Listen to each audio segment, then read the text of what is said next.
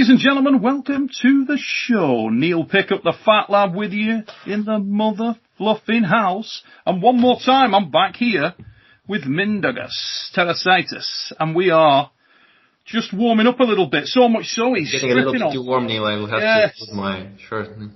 Mate, when did you get? What age did you get that shirt? Because I like that shirt. That's like a lumberjack shirt. In England, you don't wear a shirt like that unless you're going out cutting down trees. In Denmark, most of the year is chilly, so you have to have a warm, nice shirt. Yeah, I'm gonna say that it doesn't look like you've had the best weather. Oh, that's what he's working with right there, guys. Look at that, eh? Looking outside that window there, mate, it looks like you've got a fair old puddle going on. Has it been shucking it down with rain? It's pretty good outside, you know. Where are you, Copenhagen? Copenhagen, yeah. Mm-hmm. And why are you there, mate? How did you end up in Denmark? Is it a woman? Sorry? Is it a woman? As a woman taking? No. No woman. I took my woman with me, so no problem. But I just, I was looking for ways to get out of Lithuania, just because it's not really easy for a young person, for a young engineer. Like I remember working in Vilnius, getting a minimum salary as an internship. Mm-hmm. And it really sucked. Like it was no money for a lot of time. Yeah. So I remember thinking, okay, let's get out, and then started to study master's degree here in Copenhagen. Mm-hmm. That's an easy way how you can travel. Just go for university, master's. You get your accommodation, everything. So and now just working here, making some money. Good. Life is good here. Yeah. Lovely part of the world, mate. Lovely part of the world. But let's pick up where we left off. And I think you were we'd had an interesting discussion about the importance or lack of importance of speed in your mind. Mm-hmm. Obviously, you've got your own style. It's a very controlling style, which, working with the outside techniques, you're very big on the hand and wrist control. I know there's a lot of noise in the sport right now, particularly around social media, on whether or not hand and wrist equates to probably the most important facet in the sport to garner success. Some people are in one camp, Todd Zilla's in another camp. He don't give a shit. But, the importance of hand and wrist, I think as an exponent of arm wrestling, you're a very, very strong case in point from everything you've told us that you can achieve a great deal if you can control a man's hand and wrist. It certainly seems like that. In terms of your sort of technique and the balance of that technique, what level of importance do you put on hand and wrist, and what do you put on other areas, back pressure, side pressure? Where's the breakdown for you? Okay, so I feel, hand and wrist is of course a good thing to have. I mean, being strong, having a strong hand is always nice. Mm-hmm. But I think it's not a requirement. I think it's simply that maybe it directs your way of training. If I'm, for example, tall, lean, big hand, I would maybe go for an outside type of pulling and concentrate more on my hand and just going around. But then, if you are Mantas Ašmonas, you might still be able to be very successful by training hard, mm-hmm. having big muscles. And Mantas fingers are crazy. Like you cannot ever open them. So it's like not short lever. And he's so explosive as well. He's very, very quick. Into a position, quick over that first inch. Mm-hmm. Really, really, really fast twitch guy. How much experience have you had pulling with Mantas? Has he been one of your main training partners? Or? Not only during competitions, but we had quite a lot of competitions. So also at side table afterwards. Quite a lot. Like I know him well. Yeah. Is he still as active, Mantas? I haven't seen him around. Last time I think I saw Mantas was maybe London. There was an event in London a few years ago, and he was over there. Last time I saw him in person was at that event, I think. I haven't seen him too much recently. Is he still active? He's still pretty active, yeah. Like, I think Didn't he have a super match like a year ago with this Polish guy, Bartoszewski? Oh, Bartoszewicz, David Bartoszewicz. Yeah. Or Peter Bartoszewicz, one of I think those. they had a super match, yeah. Probably Peter, I would think, because Peter's the bigger one. How did that go? I think Mantas lost. Oh, okay. Or maybe he won by injuring him, the guy, somehow, and then they just couldn't continue. Oh, okay. Yeah, that would be an interesting match. But anyways, Mantas is still pretty good. I'm not even sure if I can win against him now. He's bigger though, yeah. What, about 85 now? Yeah, something like that. Yeah, he's an interesting puller. Very strong. Very, very. As you say, he's got that one dimension that he sticks to, but he does it very well. Who you spoke about Devon Larratt in the first part of this. Remember, guys, if you haven't seen the first part with Mindaugas, go back, check it out. I'll put the link in the description. Check it out, mother fluffers. Quite interesting there. And you see the development of Mindaugas' technique and his background in the sport. It's pretty unique, very interesting there. Not the guy that came into the sport and lit it up straight away. We've had so many of those on the show, and you were not one of them. What I wanted to get at is, outside of Devon Larratt, who were the guys that you most looked up to, or who are the guys right now that you most look up to? Who do you see as the most dangerous arm wrestlers in your weight class around the world? I don't know. These Corona times make me forget things, but at the moment I'm just really concentrating on myself, trying to improve, not thinking too much about it. I know that I can beat everyone. That's a good thing. Just because I was traveling so much in the recent years, I was never, like when I fought Engin or I fought someone else or Daniel or like all these best guys, I would never really care if I win or lose. The most important thing is to go and meet the guys, understand the level, because if you don't really understand it, you will most likely get slashed. Yep. So since you asked this question, I can talk about it a bit later, but let me also direct it a little bit in a different way. Sure.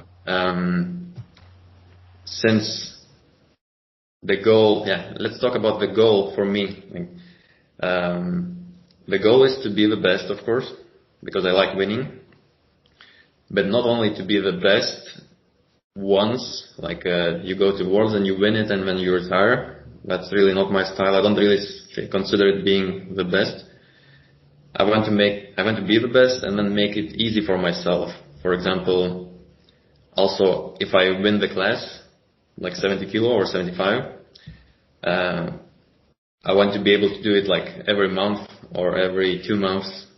I don't want to lose 10 kilos every time I do it, right? So because where is the class right now, mate? Is it 70? Is it 75 for you? Where if you went to EAF, because it's usually been 70, but we've seen you pull at 75, slightly above at Nemirov.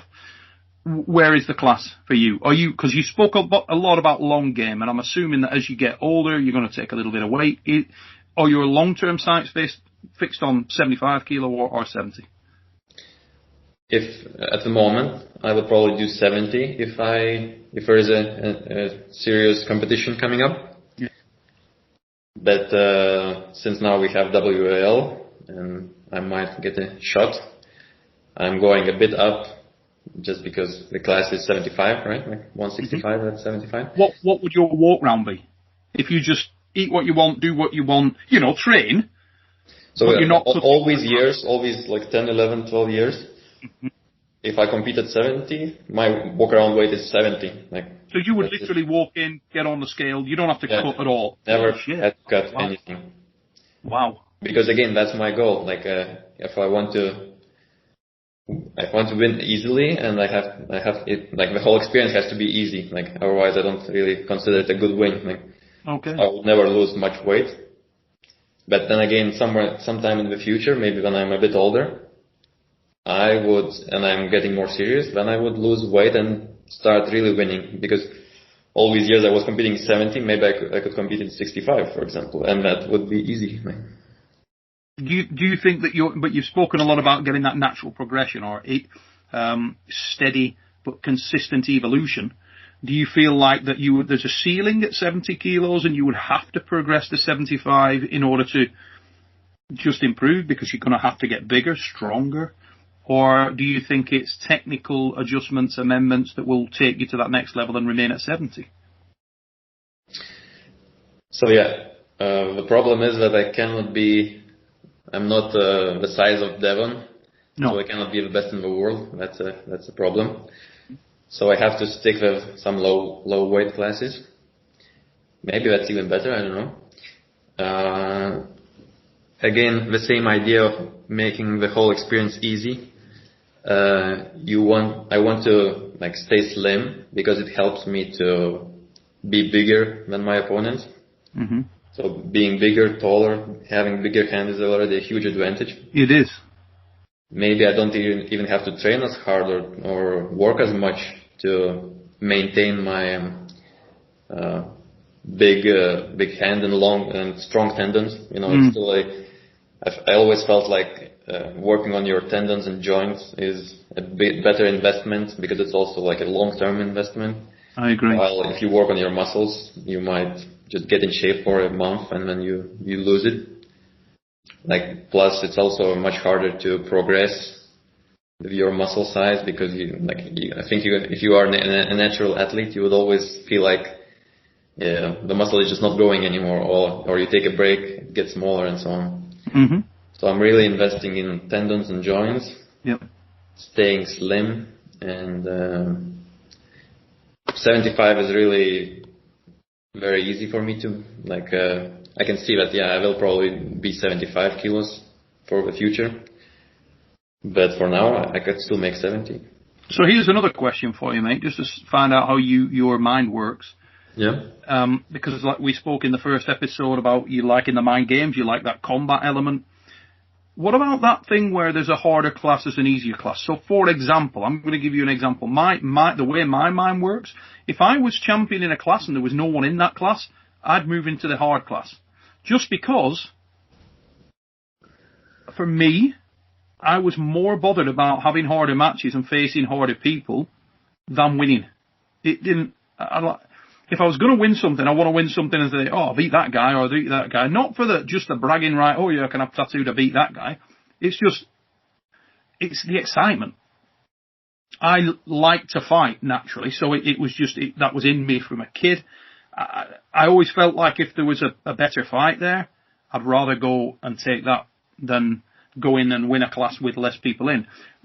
The 75 kilo, I'm not knocking the 70 kilo class, some bad mother fluffers in the 70 kilo class. We've named a few of them. But Makarov, he spoke about 75 all day, his arm's 62. You know, you've got guys like Irekli, who is God, that man is strong as well. Let me interrupt you a bit. You have to remember that Makarov and Irakli, the whole time they were in 70. Only now they came up to 75. That's the point I'm making. They have, though. Yeah. You follow what I mean? So you've been in a 70. If Makarov and Irekli go up, are you like, bored? In other words, I win this class, but I won this class because they went up. Oh, you still Daniel. He's mega, but what's your mind telling you? Where are you thinking? Do you think I'm going to chase those guys because they're really serious? So let me explain. First of all, Irakli and Makarov, the whole time they were probably losing 10 kilos to make 70. Mm-hmm. So they are naturally bigger than me. Yes.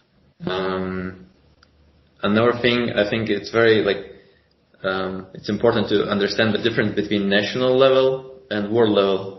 In the national competitions in Lithuania, I would never compete in 70 or 75, always 80, 85 or 90. Yeah, I get that. Now in Denmark, here I always compete plus maximum class, and I'm still the best on the right at least. Second on the left after Daniel. You might know Daniel. He comes to... Yeah, he's really good. Lund Christiansen, really, really solid call. I love Daniel. So at the lower level, if it's not a world title level, then I would happily go to upper classes, just because I love the competition. I want to improve, so you have to experience some stronger guys. But then on this world stage, I might be happy to stay in my class and just dominate. Yeah. because remember, I haven't really done that yet, so maybe I get it. My mindset will change after I do it. Yeah, so if, for example, you did 2 years, 3 years where you were a dominant 70 kilo champion, you might think, okay, a little bit bored now, I'm going to go up. Yeah. You know, okay, I get it. Hard matches, hard losses. Obviously, a number of people, when you came on the podcast, on the WL This Week podcast, you know, you had the people like, you spoke to Doug on the show, and he says, yeah, last time I saw you were losing to Daniel. Daniel's hard to beat. He is, especially for my style. Now, you've already gone where I was just going to go. So, we spoke about can you put more strength on? And the trade-off would be that as you put more strength on, you may have to transcend the class. What can you do to beat that guy? Because he is really, really, really difficult to beat. And why? I think, if I'm you and I'm coaching you, speed is a weapon against that man. Correct, yeah. And yet you don't want to do speed. I would never more want to do speed against anybody than that guy. No, yeah, so you're 100% right. But also, I also need power, just power. Power helps. Because the last time I met him, he was just a bit too strong. So even my tricks didn't really matter, just a bit too strong. And that 5% either way can make all the difference on the day. But of course, the initial hit and getting him out of position would also be a very good thing. Yeah, the stuff that we spoke about, I think in the first show, about the unorthodox transitional movement, the trace around. Oh, yeah. But again, it's very tough with him. Because he doesn't care about anything, he just lets it go. He just cares about one thing, his elbow. Daniel's really good, and he's very, very, very strong. He's got best in class power, and he's got power above his class. I mean, the man is strongest. He really is. Yeah, really that's strong. Me. He's even more powerful than you think he is. It's crazy. Yeah, he's criminally strong. There's no doubt about that. I rate Daniel very, very highly. For a man with appalling levers. I mean, he's not built, you know what I mean? For any class, he's not built dangerously. You don't look at him and you think, oh, this guy possesses lots of natural weaponry. And yet he is such a dangerous adversary and so hard to get round. Do you think that it's always going to be you two sort of locked in this eternal struggle for who's the man? Because we know he's going for dominance. I think he also wants to go up to the higher class. Is he? It's not easy for him to lose weight either. He's 80 kilo. His walk round's that high. I thought it was more like 75. I thought he was losing 5 kilos. Wow. Because he's not a big man, you know.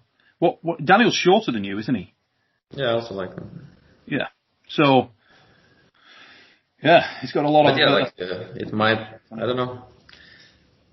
Yeah, but since you said that, it might be sad if all the opponents are going up, and now I'm just left alone, winning against new guys. I don't know. Well, that's the point I was trying to make, really. That's what I was sort of suggesting, but I didn't know that Daniel was going to go up as well. I actually didn't think that he was. In my mind, I always thought it would be easier for Daniel to make that class just because of his height. I figured, he can carry a lot of muscle mass. And let's be honest, he doesn't need any more strength. Daniel's strong enough for the 70 kilo. Well, he said he was dreaming about chasing Makarov, and that's why he wanted to go up. And he needs more strength for that guy. Yeah, because he's giving away so much in terms of levers there. He really is. What will be, I guess. In terms of, you spoke in the first part about the fact that you are preparing now for the Zloty, even though in the times that we're in it may or may not go ahead. Mm-hmm. Wasn't there something that published saying it was going to be in Romania? Or am I making that up? Where is it going to be this year? Is it going to be in Poland? It should be Poland or some other warm country, as I remember somebody mentioning. But I don't know. No news until now. So. But your plan would be to attend Zloty should it come off. Yep. How active have you been in terms of your training and so on? Has it created an interruption for your training? Oh no, we had such a great summer. It was fantastic. We started to train even more, like twice a week now, and on the table. So the whole Corona summer was very good, very good. So your level right now would be high. Very high, yeah. Just the best. And in terms of aspirations going forward, Mindaugas, where do you what's your ideal? First of all, let's do a quick question thing, okay? Most important in your mind right now, in terms of where you want to be, what you want to do. WAF, IFA, which is it? So yeah, WAF is, of course, the main thing now. Mm-hmm. Just because of excitement, money, big stage. It's harder. You said harder? Yeah, I think it's harder right now. In my mind, harder. No, of course, if you compare it to IFA, yeah, of course, harder. Yeah, WF is harder. Zloty also maybe harder than Zloty. But WAF is still staying strong, yeah. Yeah, one of the greatest shames of the breakup, the split, is the detriment that it's had on the Zloty Tour, because I love the Zloty Tour event. I thought it was a great event. It's always nice to have that sort of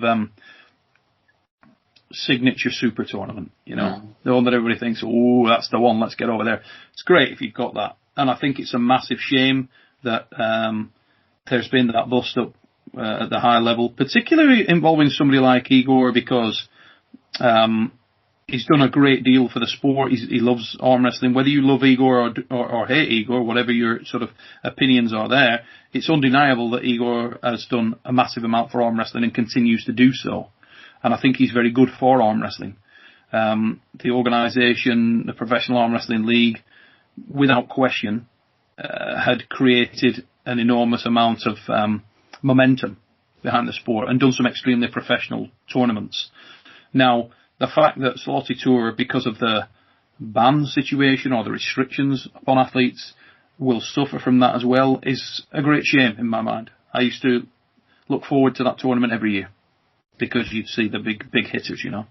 Yeah, it's really a shame. Like WAF is really going into a really wrong direction. Like, it's good for me that like from Lithuania we didn't really get any support ever. You know, no real money or anything. So I don't care. I can just leave it and go to other competitions. But these other guys like Georgia, Turkey or some Kazakhstan, these guys are really trapped, you know, into a shitty system. So you spoke about some of your trips and the fact you've enjoyed travelling. And you've pulled a couple of guys from the roster of the World Arm Wrestling League, most notably three names. Three names. I'm going to go three names. Oh. Two right arm, one left arm. The two that I was coming to initially were Janis Amolins, who is, I'm going to say, most people's, particularly in the absence of Katowski with injuries, surgeries and so on. Wish Tony all the best with that recovery, but it will take some time. He was probably a lot of people's favourite in terms of likelihood to take the hammer. Sam Harris may have something to say about that, but a lot of people favoured Janis. The other guy that you have arm wrestled would be Jeff Hale. Technically polar opposite to yourself in many ways. Very fast twitch inside arm wrestler. The third guy that you've experienced there would be Tom Holland, who has struggled massively on the right arm, so much so it's kept him out of all right arm competition here in the UK. He's had serious nerve damage in his wrist.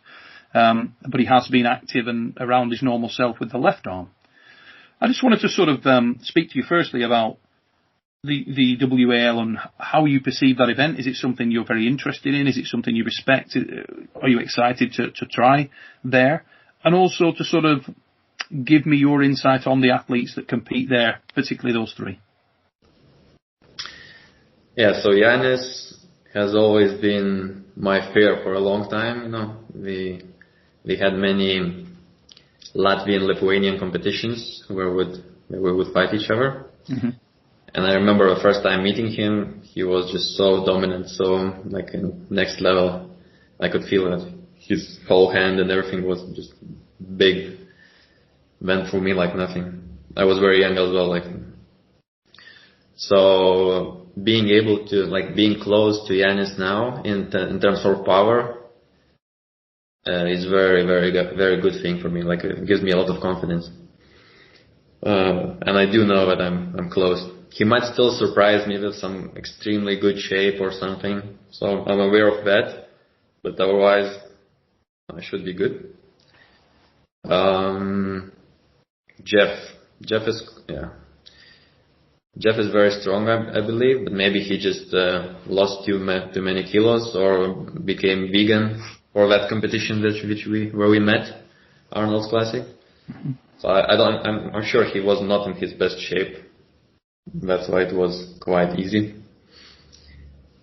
And then Tom Pollan. Yeah, like I remember Daniel was organizing this match for us, and he invited Tom, and I said, okay, let's go. But then it was just such an unlucky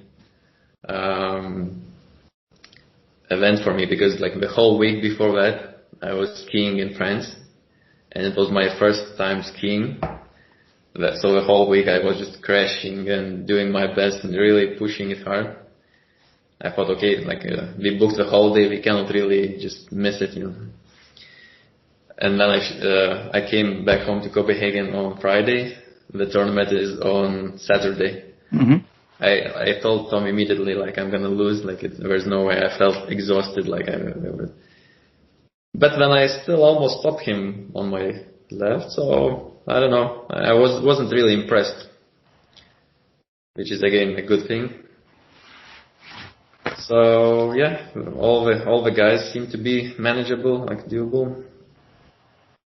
If you went into the World Arm Wrestling League, or you were invited to pull there, who would be for you, sort of, you could, let's say you could map out your own career within the World Arm Wrestling League, or we're going to introduce Mindaugas Tarasaitis, who do you pull and why?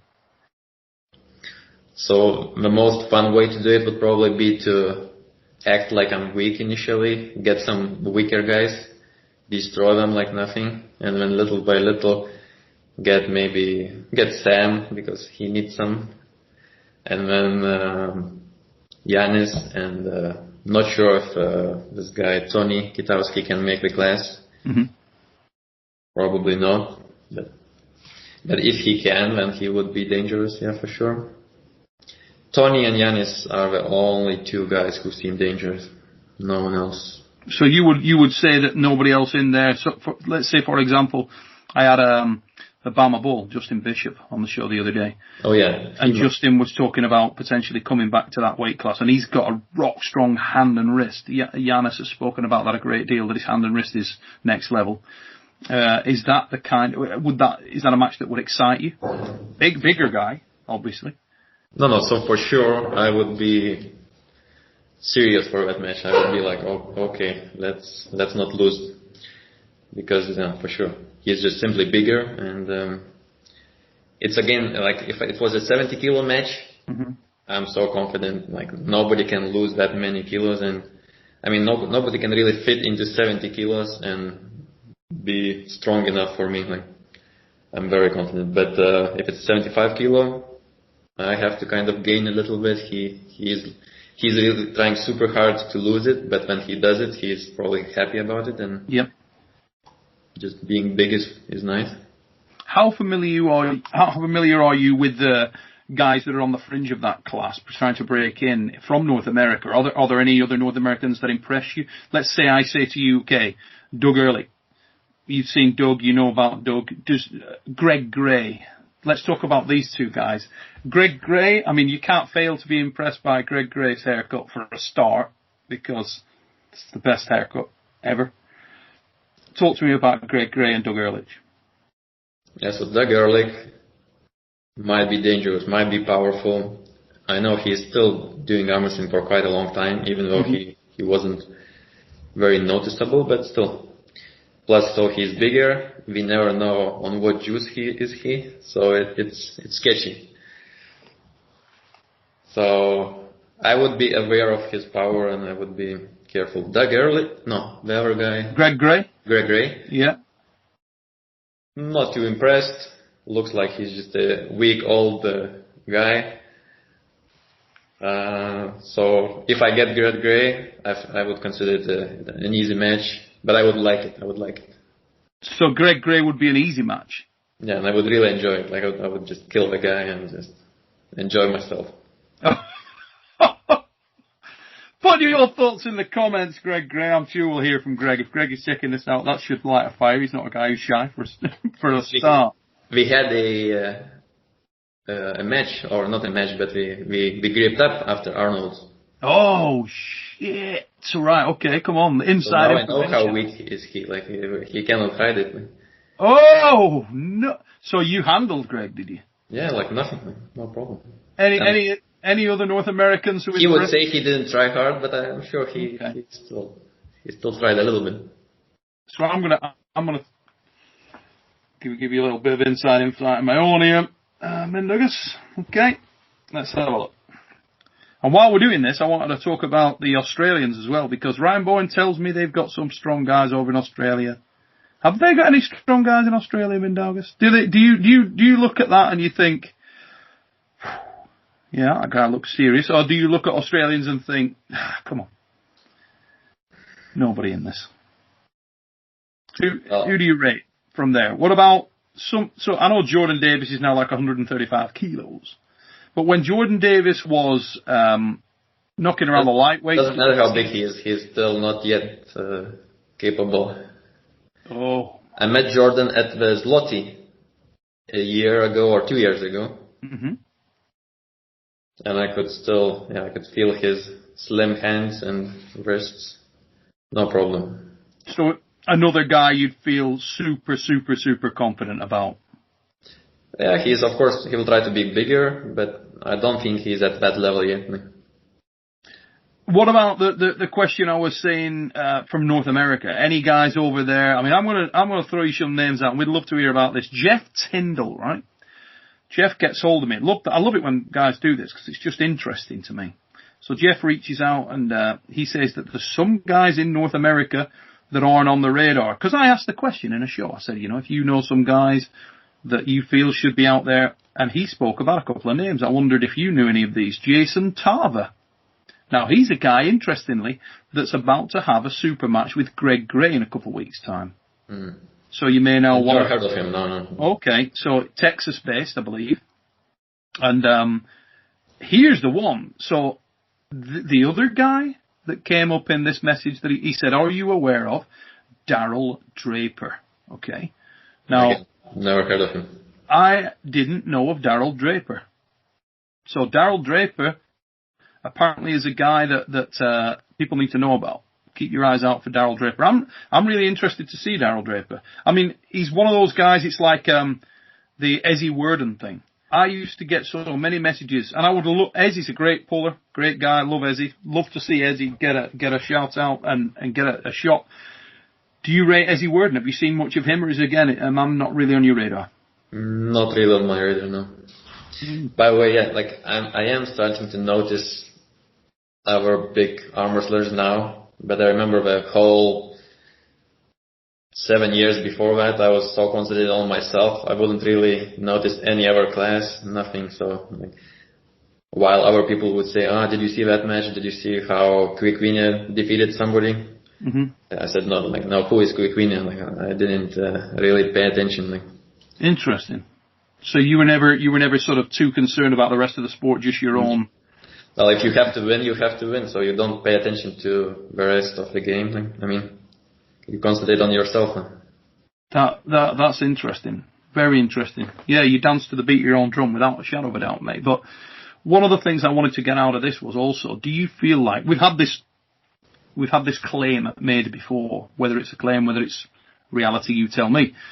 Do you feel like being based where you are based, so pretty much in the central of a hotbed of talent within the 70 kilo, 154, 165, 75 kilo classes, that it is harder, higher level, and I'm talking about the higher baseline, the higher average in Europe than it is in North America in those classes? Do you feel like that is a true or accurate statement?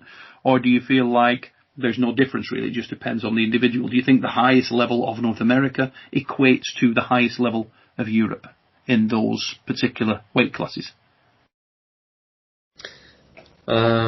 Yeah, I think Europe is still like, we have these couple elite athletes which are just crazy. And I know like Jeff came to Worlds last year, right? He thought he was doing well, according to him. But I wouldn't say he was doing well. Like, okay, he won against some Europeans. But again, every single superstar like Talgat Aktaev, Artur Makarov, they just kill him like nothing. So it's still a long way until that level. So I would say, yeah, Europe still has, but these very few top athletes are still quite a bit better. How many of them is there, mate? Not many. Just a few in every class. If you were to take competition, promotion, and everything else out of the equation, and you lined up the top 10 arm wrestlers, breeding the top 10 arm wrestlers on the planet in the men's 70 kilo class. Okay? 70 kilo class. Top 10. The top 10. Regardless of promotion, if you could say, right, this guy, this guy, this guy, this guy, this guy, could you pick 10 athletes out, and if you did, would there be any North Americans in that lineup?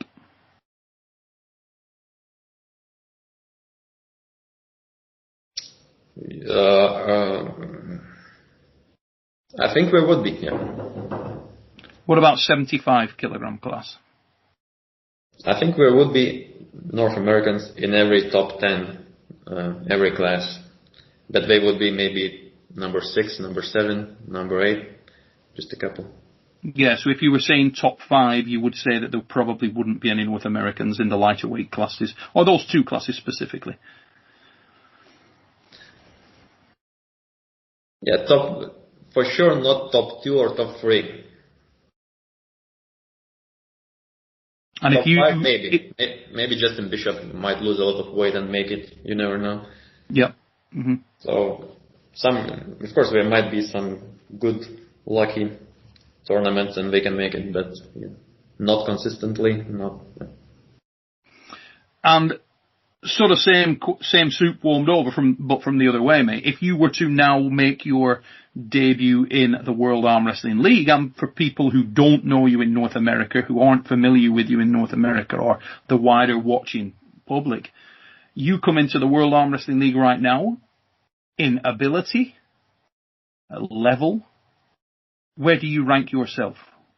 Where does Mindaugas Tarasaitis sit in that mix? If you come in there right now and you're saying, okay, I'm going to unbiasedly rank the athletes in the World Arm Wrestling League lightweight roster, at what position is your name? My right is just very good now, so number 1 for sure. It's just Love that answer. It's just too good. Love that answer. So tight now, it's just crazy. I might lose it in half a year, but now it's just crazy. Do you feel like if you were to sort of pull, let's say by some miracle you were granted a shot at Janis Amolins, for example, at Tom Holland, for example, right-handed, do you think you would beat both of those men?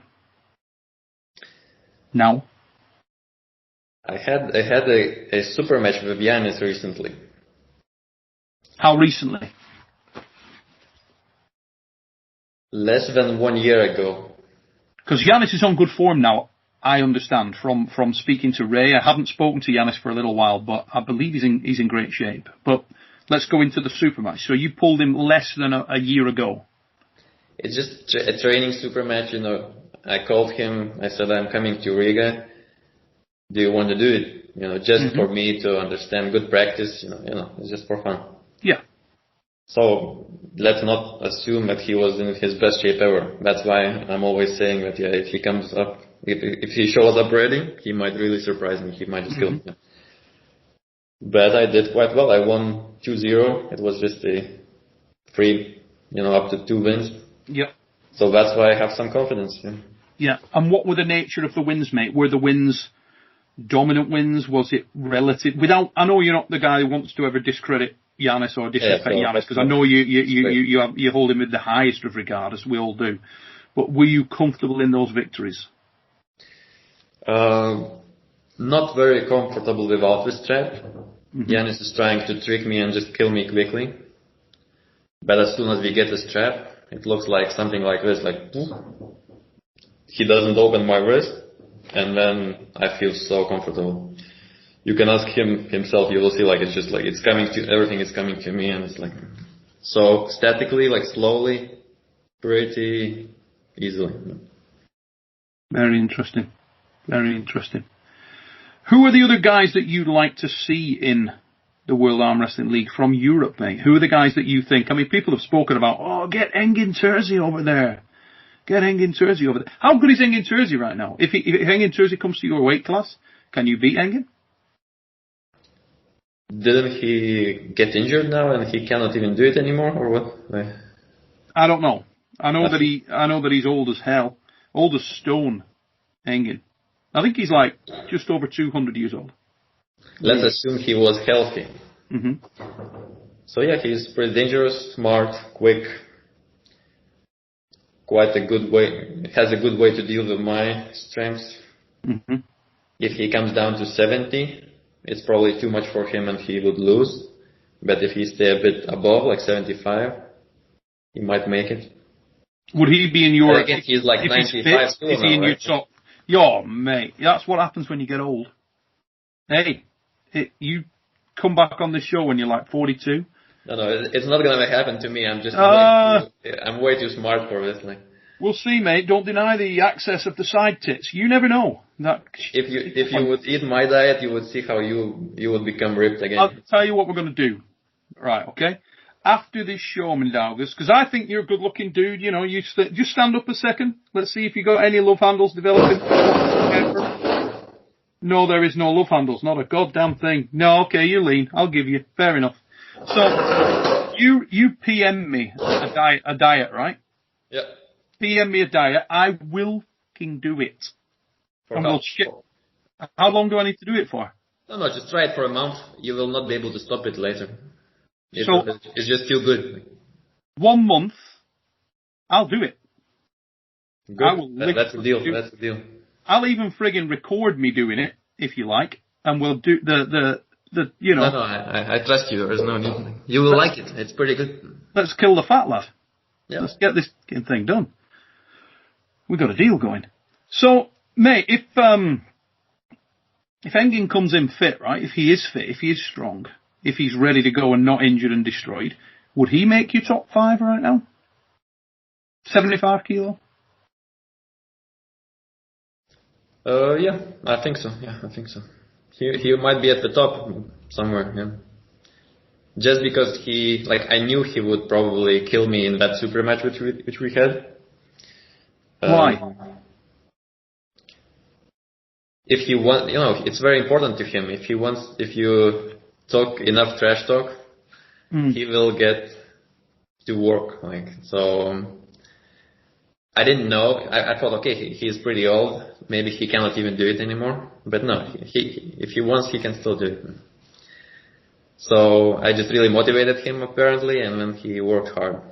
Oh my God, yeah, he's so obsessive compulsive in arm wrestling, mate. If you challenge Engin Terzi to not be able to do it, oof, yeah, he'll train. If he's not asleep, assume he's training. But I wasn't surprised too much. The whole career, I knew how strong is this guy Mantas. Extremely, at different levels strong. So a little arm, but it just feels very weird. So I knew that maybe Engin can reach the same levels of power just by working hard. So I wasn't really surprised, but I was just checking what's going on, seeing how is it going to go. At the end, it's a good experience for me, so I didn't lose anything. Who's your favourite all-time lightweight arm wrestler, mate? Around your weight class, are you familiar with the body of work of people like Andrew Cobra Rhodes, great top roller, Andreas Rundstrom, is slightly above your weight class, but not for a lot of his career. He was right about there. Dave Hicks, other guy. Are you familiar with these guys? Are you interested in that or not? Yeah, like I met Cobra Rhodes quite recently in Moldova when he was participating. And yeah, Cobra, I know Cobra. He must have been pretty good at his times, right?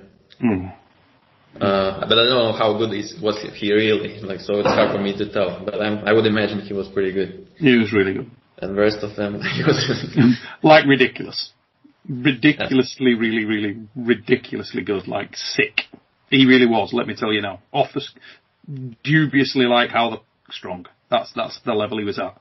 He pulled super heavyweights who were exceptional in all areas, and he still give them serious trouble. And you were like, how is that a thing? You know, I've seen him hang up guys like Gary Goodridge. I've seen him whip John Brzezink's wrist out. But yeah, the man was ill. Something wrong with him. So tall enough, good enough leverage. Yeah. Blisteringly quick. Yeah, special individual, no doubt, Andrew. He really was. But otherwise, I think I'm the most impressed by the guys from Kazakhstan. If you would ever experience these guys, it's fucking crazy. It is ridiculous, isn't it? It is ridiculous. Even when they're small. It's like they exactly. pick someone out of a shoebox, stand him at the arm wrestling table, he hits you and you're like, what the fuck? How is that? I mean, ill. I remember one of my first Zloty tours, which I did. I don't even remember which year was it, but I met these guys, Mazhgan Shamiev, and also Talgat Aktaev. Who is stupid. And Mazhgan Shamiev also had his brother, who was active back then, also same, as good as the rest. Just stupid. So stupid. And like Talgat, you look at him and Talgat doesn't look, but he's not, you don't look at him and think, impressive, physical. He's just stupidly strong. It's so hard to beat him, you wouldn't believe it. Oh my God, I would believe. Especially also for myself, where I'm slow and kind of top rolling, while he is pressing and super fast. It's just so crazy. Yeah. And it's almost like he's so strong, he can't really control how strong he is. Sometimes he's arm wrestling guys, and he doesn't need to hit them that hard, but he can't help it. I'll bet that motherfucker goes through shoelaces like you have never seen. I bet he goes to tie his laces. Ah, you bastard! Another shoelace. Exactly. He's literally like that, isn't he? Yeah. I bet he's horrific with shoelaces. Shoelace built like a mother fluffer with Talgat. I remember seeing a couple of videos of him fighting Krasimir somewhere in Holland or somewhere. No. He just killed Krasimir, right? He just killed Krasimir. At 75 kilos. Madness. 70? What is it? No, he's 75. But yeah. Yeah, he just moved up now. Like last year, like 2018, I still beat him in 70, and then now he moved up and won the first place in 75, right? And isn't his left better than his right? I'm sure somebody. It might be. Friggin'. No. I think. Oh yeah, you're right. It might be his left. Yeah, I think I was speaking to one of the Kazakh lads, and I'm sure they said, his left at the moment is unworldly. I mean, he's ridiculous, absolutely ridiculous. And then again, he won the class against Irakli and Makarov, right? He's the first. Imagine that. That's crazy.